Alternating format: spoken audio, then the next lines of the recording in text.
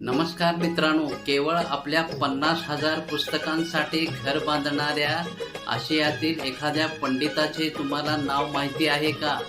तर या पंडिताचे नाव आहे डॉक्टर बाबासाहेब आंबेडकर. नमस्कार, मी सूरज मधाळे या चॅनेलच्या माध्यमातून डॉक्टर बाबासाहेब आंबेडकर आणि त्यांच्या आठवणी याविषयी सांगत असतो. मुंबईतील दादरच्या हिंदू कॉलनीमध्ये डॉक्टर बाबासाहेब आंबेडकरांनी आपल्या 50,000 पुस्तकांची व्यवस्था करण्यासाठी राजगृह नावाचा बंगला बांधला.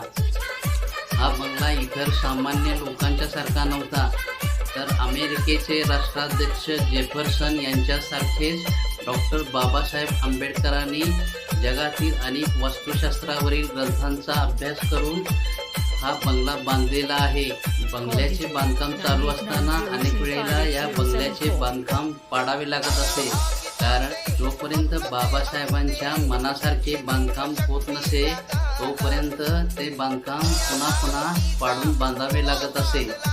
युरोपमधील वस्तुसंग्रहालयाच्या खिडकीसारखी खिडकी, लंडनमधील भव्य इमारतींसारख्या खिडक्या, या इमारतीच्या घुमटासारखे घुमट, अशा प्रकारच्या कल्पना त्यांच्या मनात असत. त्यांच्या मनाप्रमाणे ती बांधणी झाली नाही तर पुन्हा पाडावी लागत असत. असे करत करत एकदाचे बांधकाम पूर्ण झाले. त्या इमारतीच्या पहिल्या मजल्यावर त्यांचे कुटुंब राहत असे. त्या कुटुंबामध्ये त्यांची सुविद्य पती परायण पत्नी संसारात दंग होऊन गेलेली असे. तर वरच्या मजल्यावर भव्य ग्रंथालयात बाबासाहेब प्राचीन आणि अर्वाचीन तत्ववेत्ते, इतिहासकार, शास्त्रज्ञ, पंडित आणि चरित्रकार यांच्याशी हितगुज करण्यात दंग होऊन गेलेले असत. रमाईनी इतक्या दिवसात केलेल्या काबाड कष्टाचे आता चीज झाले होते.